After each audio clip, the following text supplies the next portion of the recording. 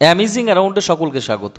তৃতীয়বার দেশের প্রধানমন্ত্রী হিসেবে শপথ গ্রহণ করলেন নরেন্দ্র মোদী। শপথ নিলেন তার মন্ত্রিসভার ৩০ জন পূর্ণমন্ত্রীও। কে কে মন্ত্রী হলেন এক ঝলকে দেখে নেওয়া যাক। মোদীর পরেই শপথ নেন রাজনাথ সিং উত্তরপ্রদেশের লখনৌ লোকসভা কেন্দ্র থেকে। এবারও ভোটে জিতেছেন রাজনাথ সিং ২০১৯ সালের মোদী সরকারের প্রতিরক্ষা মন্ত্রী ছিলেন তিনি। এবারও প্রতিরক্ষা মন্ত্রকেরই দায়িত্ব সামলাচ্ছেন রাজনাথ সিং। দ্বিতীয়ত শপথ গ্রহণ করেছেন অমিত শাহ গুজরাতের গান্ধীনগর থেকে লোকসভা ভোটে জিতেছেন অমিত শাহ। গত মন্ত্রিসভায় তিনি স্বরাষ্ট্র মন্ত্রকের দায়িত্ব সামলেছেন, এবারও তিনি স্বরাষ্ট্রমন্ত্রী অমিত শাহ। চলে যাব শ্রী নীতিন জয়রাম গডকরি, সড়ক পরিবহন মহাসড়ক মন্ত্রী। পরিবহন ও মহাসড়ক মন্ত্রকের দায়িত্ব সামলাচ্ছেন তিনি। এবার থেকে ৯ বছরেরও বেশি সময় ধরে কিন্তু তার অভিজ্ঞতা রয়েছে এবং দায়িত্ব সামলাচ্ছেন। তিনি মহারাষ্ট্রের দপ্তরেরও মন্ত্রী ছিলেন। শ্রী নীতিন জয়রাম গডকরি সড়ক পরিবহন ও মহাসড়ক মন্ত্রী। শ্রীমতী নির্মলা সীতারামন অর্থমন্ত্রী এবং কর্পোরেট বিষয়ক মন্ত্রী। শ্রীমতী নির্মলা সীতারামন অর্থমন্ত্রীর দায়িত্ব সামলাচ্ছেন, আগেও সামলেছেন, এবং কর্পোরেট বিষয়কের মন্ত্রিত্ব সামলাচ্ছেন এবার। যিনি বর্তমানে অর্থমন্ত্রী এবং কর্পোরেট বিষয়ক মন্ত্রী হিসেবে দায়িত্ব পালন করছেন, তিনি ২০১২ সাল থেকে ভারতীয় সংসদের উচ্চকক্ষের রাজ্যসভার সদস্য। নির্মলা সীতারামন ইন্দিরা গান্ধীর পর ভারতের দ্বিতীয় মহিলা প্রতিরক্ষা মন্ত্রী এবং দ্বিতীয় মহিলা অর্থমন্ত্রী। চলে আসবো জেপি নাড্ডা হলেন কেন্দ্রীয় স্বাস্থ্য ও পরিবার কল্যাণ মন্ত্রকের মন্ত্রী। রাসায়নিক সার ও মন্ত্রকের মন্ত্রীও রয়েছেন, রাসায়নিক ও সার মন্ত্রকের মন্ত্রী জেপি নাড্ডা। পরবর্তীতে চলে আসবো শিবরাজ সিং চৌহান। তিনি মোদী মন্ত্রকের আদিবাসী বিষয়ক মন্ত্রী এবং কৃষি ও কৃষক কল্যাণ মন্ত্রী ও গ্রামোন্নয়ন দপ্তরের মন্ত্রী। তিনি ভারতীয় জনতা পার্টির একজন সদস্য শিবরাজ সিং চৌহান। সুব্রমণিয়াম জয়শঙ্কর ভারতের বর্তমান বিদেশমন্ত্রী হলেন এস জয়শঙ্কর। তিনি ২০১৯ সালের ৩০শে মে প্রাক্তন বিদেশমন্ত্রী সুষমা স্বরাজের স্থলাভিষিক্ত হয়েছিলেন এবং বর্তমানে তিনি কিন্তু ভারতবর্ষের বিদেশ মন্ত্রকের দায়িত্ব সামলাচ্ছেন। চলে আসব মহিলা ও শিশু উন্নয়ন দপ্তরের মন্ত্রী এবং সংখ্যালঘু বিষয়ক দপ্তরের মন্ত্রী অন্নপূর্ণা দেবী। তিনি কিন্তু ভারতীয় জনতা পার্টির একজন সাংসদ এবং তিনি এবার দায়িত্ব সামলাচ্ছেন মহিলা ও শিশু উন্নয়ন দপ্তরের মন্ত্রিত্ব এবং সংখ্যালঘু বিষয়ক উন্নয়ন দপ্তরের মন্ত্রিত্ব। শ্রী পীযূষ গোয়েল বাণিজ্য ও শিল্পমন্ত্রী ভোক্তা বিষয়ক মন্ত্রকের দপ্তরে রয়েছেন। খাদ্য ও গণবন্টন মন্ত্রী এবং বস্ত্র মন্ত্রকেরও দায়িত্ব সামলেছেন শ্রী পীযূষ গোয়েল। পরে চলে আসবো শ্রী ধর্মেন্দ্র প্রধান, শিক্ষামন্ত্রী, এবং আগেও তিনি শিক্ষামন্ত্রী হিসেবেই ছিলেন এবং এখন বর্তমানেও ২০২৪ থেকে যে লোকসভা নির্বাচনের পরবর্তীতে মোদী মন্ত্রিসভা, সেই মোদী মন্ত্রিসভায় তিনি শিক্ষামন্ত্রী এবং দক্ষতা উন্নয়ন ও উদ্যোক্তা মন্ত্রী, অর্থাৎ স্কিল এডুকেশনেরও মন্ত্রিত্ব সামলাচ্ছেন তিনি। মনোহরলাল খট্টর হরিয়ানার মুখ্যমন্ত্রী ছিলেন এবার তিনি কেন্দ্রীয় আবাসন ও নগর বিষয়ক দপ্তরের মন্ত্রিত্ব সামলাচ্ছেন। সদ্য গঠিত মোদী ৩ অর্থাৎ ৩বারের এই যে মোদী মন্ত্রিসভা, সেই মোদী ৩ সরকারের নতুন কয়লা ও খনি মন্ত্রী হিসাবে নিযুক্ত হয়েছেন জি কিষাণ রেড্ডি।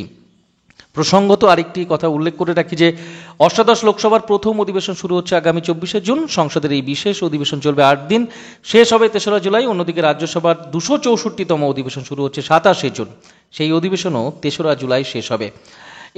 মূলত এই খবরটি জানিয়েছেন সংসদ বিষয়ক এবং সংখ্যালঘু বিষয়ক কেন্দ্রীয় মন্ত্রী কিরেন রিজিজু কিন্তু জানিয়েছেন, এবং জনপ্রতিনিধিদের সাংসদ হিসাবে শপথ গ্রহণ থেকে শুরু করে স্পিকার নির্বাচন, রাষ্ট্রপতির ভাষণ এবং অন্যান্য আলোচনাও রয়েছে এই ৮ দিনের অধিবেশনে। এরপরে চলে আসে শ্রী মনসুখ মান্ডাভিয়া, যুব বিষয়ক ও ক্রীড়া মন্ত্রকের দায়িত্ব নিচ্ছেন তিনি। যুব বিষয়ক ও ক্রীড়া প্রতিমন্ত্রী হিসাবে রয়েছেন শ্রীমতী রক্ষা নিখিল খড়সে। পরবর্তীতে চলে যাব গিরিরাজ সিং হলেন একজন ভারতীয় রাজনীতিবিদ, যিনি ২০২৪ সাল থেকে ২১তম বস্ত্রমন্ত্রী হিসাবে দায়িত্ব পালন করছেন। তিনি ১৭তম লোকসভার বেগুসরাই লোকসভা কেন্দ্র থেকে সংসদ হিসাবে নির্বাচিত হয়েছিলেন। তিনি এর আগে বিহার সরকারের সমবায় পশুপালন এবং মৎস্য দপ্তরের দায়িত্বও সামলেছেন। কর্ণাটকের প্রাক্তন মুখ্যমন্ত্রী এবং জনতা দল ধর্মনিরপেক্ষ নেতা এইচ ডি কুমারস্বামী, যিনি কেন্দ্রীয় মন্ত্রী হিসাবে শপথ নিয়েছেন, ভারী শিল্প মন্ত্রকের দায়িত্ব নিয়েছেন তিনি, অর্থাৎ ভারী শিল্পমন্ত্রী হিসাবে রয়েছেন এইচ ডি কুমারস্বামী, তিনি নিযুক্ত হয়েছেন।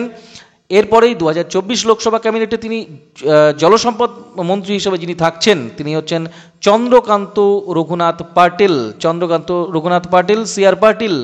2024 লোকসভা যে ক্যাবিনেট মন্ত্রী মিশন, সেই ক্যাবিনেটেই তিনি কিন্তু জলসম্পদ দপ্তরের দায়িত্ব সামলাচ্ছেন। পরবর্তীতে চলে আসি চিরাগ কুমার পাসওয়ান। চিরাগ কুমার পাসওয়ান একজন ভারতীয় রাজনীতিবিদ এবং প্রাক্তন অভিনেতা, যিনি 2024 সালের জুন থেকে খাদ্য প্রক্রিয়াকরণ শিল্পের 19তম মন্ত্রী হিসেবে দায়িত্ব পালন করছেন। 2021 সাল থেকে লোক জনশক্তি পার্টি অর্থাৎ রামবিলাস প্রথম সভাপতি ছিলেন তিনি। প্রথম সভাপতি 2019 থেকে 2021 সাল পর্যন্ত লোক জনশক্তি পার্টির সভাপতি তিনি। এবং 2024 সালে তিনি কিন্তু হাজিপুর লোকসভা কেন্দ্র থেকে সাংসদ হিসেবে মনোনীত হয়েছেন, নির্বাচিত হয়েছেন, লোকসভা সদস্য হয়েছেন। তিনি প্রয়াত সংসদ সদস্য এবং কেন্দ্রীয় মন্ত্রী রামবিলাস পাসওয়ানের ছেলে।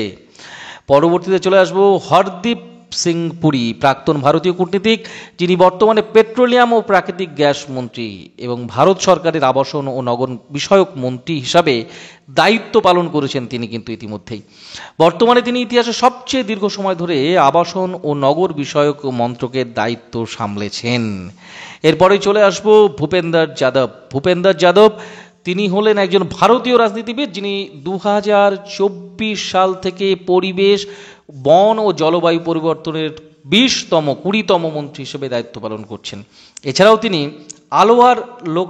আলোয়ার লোকসভা কেন্দ্র থেকে তিনি কিন্তু সংসদ হিসাবে মনোনীত ও নির্বাচিত হয়েছেন। তারপরেই আমরা চলে আসব গজেন্দ্র সিং শেখাওয়াত। গজেন্দ্র সিং শেখাওয়াত 2024 সাল থেকে সংস্কৃতি মন্ত্রী এবং পর্যটন মন্ত্রকের দায়িত্ব পালন করছেন তিনি, যিনি কেন্দ্রীয় জলশক্তি মন্ত্রী এবং কেন্দ্রীয় কৃষি ও কৃষক কল্যাণ প্রতিমন্ত্রী হিসাবে কিন্তু দায়িত্ব পালন করেছেন।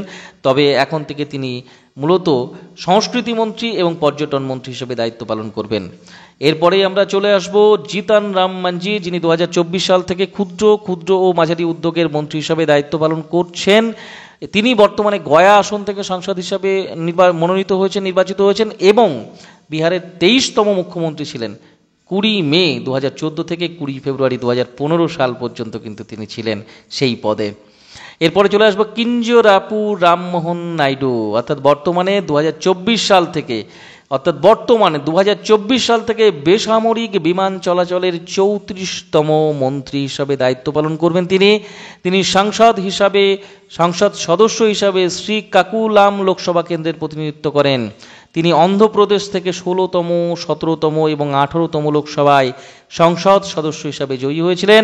তিনি তেলুগু দশম পার্টি টিডিপি প্রার্থী হিসাবে ভারতীয় সাধারণ নির্বাচনে 2014, 2019, 2024 সালেও জিতেছেন। এর পরবর্তীতেই আমরা চলে আসি বীরেন্দ্র কুমার খাটিক। 2024 সাল থেকে সামাজিক ন্যায় বিচার ও ক্ষমতায়নের 29তম মন্ত্রী হিসাবে দায়িত্ব পালন করছেন তিনি টিকামগড় থেকে 17তম লোকসভার সংসদ সদস্য হিসাবে নির্বাচিত হয়েছেন। জ্যোতিরাদিত্য মাধবরাও সিন্ধিয়া।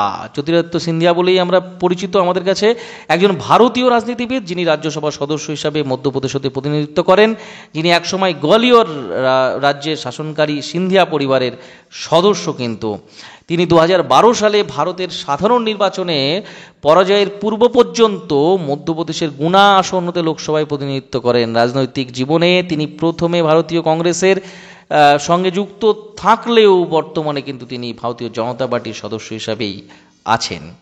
সর্বানন্দ সোনোয়াল বন্দর, নৌপরিবহন ও জলপথ মন্ত্রকের দায়িত্ব নিচ্ছেন। তৃতীয়বারের মতো লোকসভায় নির্বাচিত হয়েছেন সর্বানন্দ সোনোয়াল। তিনি কিন্তু বন্দর, নৌপরিবহন ও জলপথ মন্ত্রকের দায়িত্বে রয়েছেন, অর্থাৎ বন্দর, নৌপরিবহন ও জলপথ মন্ত্রকের মন্ত্রী পূর্ণমন্ত্রী তিনি আসামের প্রাক্তন মুখ্যমন্ত্রী এবং কেন্দ্রীয় মন্ত্রী সর্বানন্দ সোনোয়াল। এর পরবর্তীতেই আর একটা জিনিস আমরা দেখে নেব, যেটা হচ্ছে পশ্চিমবঙ্গে 42টি আসনের মধ্যে 12টি আসন বিজেপি পেয়েছে, ভারতীয় জনতা পার্টির তরফে পেয়েছে। সেই 12টি আসনের মধ্যে পশ্চিমবঙ্গে মূলত কটি পূর্ণমন্ত্রী বা কয়টি প্রতিমন্ত্রী দিলেন? এক কথায় বলা যায় যে কোনো পূর্ণমন্ত্রী নেই, তবে 2 জন প্রতিনিধি রয়েছেন প্রতিমন্ত্রী হিসাবে। তৃতীয়বার দেশের প্রধানমন্ত্রী হিসেবে নরেন্দ্র মোদী শপথ গ্রহণ করবার পর 30 জন পূর্ণমন্ত্রী কিন্তু শপথ নিয়েছেন, কিন্তু পশ্চিমবঙ্গের পূর্ণমন্ত্রী পায়নি পশ্চিমবঙ্গ থেকে। সেক্ষেত্রে জাহাজ দপ্তরের প্রতিমন্ত্রী হিসাবে দায়িত্ব সামলাচ্ছেন শান্তনু ঠাকুর এবং সুকান্ত মজুমদার রয়েছেন। সুকান্ত মজুমদার কিন্তু শনিবার প্রতিমন্ত্রী হিসাবে শপথ নিয়েছেন এবং প্রথমবার মন্ত্রী হয়েও শিক্ষামন্ত্রকের প্রতিমন্ত্রীর দায়িত্ব পেয়েছেন সুকান্ত মজুমদার। রাজনীতিতে যোগদানের আগে সুকান্ত বাবু যোগ ছিল শিক্ষা জগতের সঙ্গে। তিনি ছিলেন অধ্যাপক, তিনি গৌরবঙ্গ বিশ্ববিদ্যালয়ের উদ্ভিদবিদ্যার অধ্যাপক ছিলেন। শিক্ষা ছাড়াও তিনি আরও একটি দপ্তরের প্রতিমন্ত্রী কিন্তু হয়েছেন, উত্তর পূর্বের উন্নয়ন মন্ত্রকের প্রতিমন্ত্রীও হয়েছেন তিনি। তাহলে পশ্চিমবঙ্গ থেকে মূলত দুটি প্রতিমন্ত্রী, এক শান্তনু ঠাকুর রয়েছেন আর সুকান্ত মজুমদার রয়েছেন। আরও একবার ঝালিয়ে নেওয়া যাক প্রধানমন্ত্রী নরেন্দ্র মোদীর তৃতীয় মন্ত্রিসভা, অর্থাৎ প্রধানমন্ত্রিত্ব পদে নরেন্দ্র মোদীর তৃতীয় মন্ত্রিসভায় যারা যারা রয়েছেন। প্রথমতেই অমিত শাহ বিজেপির তরফে তিনি রয়েছেন স্বরাষ্ট্র মন্ত্রকের দায়িত্বে। রাজনাথ সিং বিজেপির তরফ থেকে রয়েছেন প্রতিরক্ষা মন্ত্রকের দায়িত্বে। নীতিন গডকরি বিজেপির তরফ থেকে রয়েছেন কেন্দ্রীয় সড়ক পরিবহনের দপ্তরে। জেপি নাড্ডা বিজেপির তরফে রয়েছেন স্বাস্থ্য ও পরিবার কল্যাণ দপ্তরের মন্ত্রী তিনি। নির্মলা সীতারামন তিনি বিজেপির তরফে রয়েছেন, বিজেপির তরফে তিনি প্রতিনিধিত্ব করছেন অর্থ এবং কর্পোরেট বিষয়ক মন্ত্রী তিনি। এস জয়শঙ্কর বিজেপির তরফে রয়েছেন, বিদেশ মন্ত্রকের দায়িত্বে রয়েছেন তিনি। শিবরাজ সিং চৌহান বিজেপির তরফে রয়েছেন কৃষি এবং কৃষক কল্যাণ গ্রামোন্নয়ন দপ্তরের মন্ত্রী তিনি। মনোহর লাল খট্টর বিজেপির তরফে রয়েছেন বিদ্যুৎ এবং নগরোন্নয়ন দপ্তরের মন্ত্রী। এইচ.ডি. কুমারস্বামী জেডিএস এর তরফে রয়েছেন ভারী শিল্পের মন্ত্রকের দায়িত্বে রয়েছেন তিনি। পীযূষ গোয়েল রয়েছেন বিজেপির তরফে বাণিজ্য এবং শিল্প মন্ত্রকের দায়িত্বে। ধর্মেন্দ্র প্রধান রয়েছেন বিজেপির তরফে শিক্ষামন্ত্রী হিসাবে। জিতেন রাম মাঝি তিনি হিন্দুস্তান আওয়াম মোর্চার তরফে রয়েছেন ক্ষুদ্র কুটির এবং মাঝারি শিল্পের দায়িত্বে। রাজীব রঞ্জন সিংহ জেডিইউ এর তরফে রয়েছে পঞ্চায়েতি রাজ, মৎস্য, পশুপালন, ডেয়ারি মন্ত্রকের দায়িত্বে। সর্বানন্দ সোনোয়াল বিজেপির তরফে রয়েছে জাহাজ, বন্দর এবং জলপথ দপ্তরের দায়িত্বে। কে রামমোহন নাইডু টিডিপির তরফে রয়েছে অসামরিক বিমান পরিবহন দপ্তরের মন্ত্রী তিনি। বীরেন্দ্র কুমার রয়েছেন বিজেপির তরফে সামাজিক ন্যায় এবং ক্ষমতায়ন দপ্তরের মন্ত্রী। জুয়েল ওরাও বিজেপির তরফে রয়েছেন আদিবাসী দপ্তরের মন্ত্রী।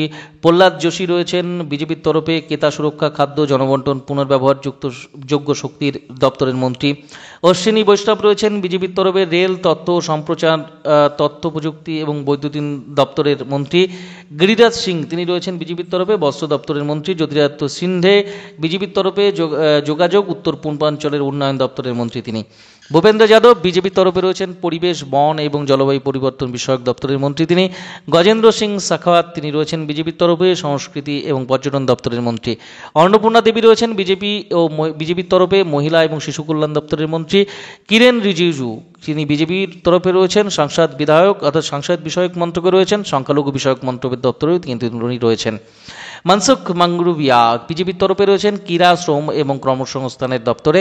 হরদীপ সিং পুরী তিনি রয়েছেন বিজেপির তরফে পেট্রোলিয়াম এবং প্রাকৃতিক গ্যাস দপ্তরের মন্ত্রী। জি কিষাণ রেড্ডি বিজেপির তরফে রয়েছেন কয়লা এবং খনি বিষয়ক দপ্তরের মন্ত্রী।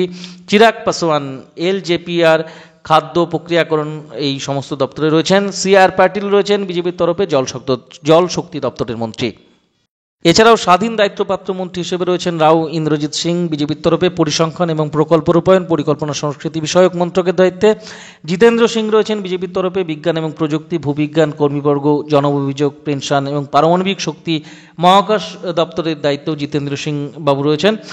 অর্জুন রাম মেঘওয়াল তিনি বিজেপির তরফে রয়েছেন আইন এবং ন্যায় সংসদ বিষয়ক মন্ত্রকের দায়িত্বে। জয়ন্ত চৌধুরী রয়েছেন আরএলডির তরফে রয়েছেন জয়ন্ত চৌধুরী কর্মদক্ষতা এবং উদ্যোগ এবং শিক্ষা বিষয়ক দপ্তরের স্বাধীন দায়িত্বপ্রাপ্ত মন্ত্রীর দায়িত্ব হিসাবে নিয়েছেন তারা। বাংলা থেকে প্রতিমন্ত্রী হিসাবে যে দুজন দায়িত্ব পেয়েছেন সুকান্ত মজুমদার বিজেপির তরফে শিক্ষা এবং উত্তর পূর্বাঞ্চল উন্নয়ন বিষয়ক দপ্তরের মন্ত্রকে। শান্তনু ঠাকুর রয়েছেন বিজেপির তরফে জাহাজ, বন্দর এবং জলপথ বিষয়ক উন্নয়ন দপ্তরের মন্ত্রকে। এই ছিল আজকের আপডেট। ভিডিওটি ভালো লাগলে অবশ্যই চ্যানেলটিকে সাবস্ক্রাইব করে রাখবেন এই ধরনের খবর পেতে, এবং অবশ্যই লাইক এবং কমেন্ট করে আপনাদের মতামত জানাবেন। সকলে ভালো থাকবেন, ধন্যবাদ। ভিডিওটি মূলত শিক্ষামূলক উদ্দেশ্যে তৈরি করা, এর সঙ্গে রাজনৈতিক কোনো যোগসূত্র বা যোগাযোগ বা কোনো রকম রাজনৈতিক কোনো অর্থই এর সঙ্গে যুক্ত নয়, এবং শুধুমাত্র জেনারেল নলেজের জন্য এবং পলিটিক্যাল সায়েন্সের বিভিন্ন বিষয়ের তথ্য সংগ্রহের জন্যই এই ভিডিওটি তৈরি করা। শিক্ষামূলক উদ্দেশ্যেই ভিডিওটির ব্যবহার হলে অবশ্যই ভিডিওটির সার্থক হবে বলেই মনে করছি। ভালো থাকুন, সকলকে ধন্যবাদ।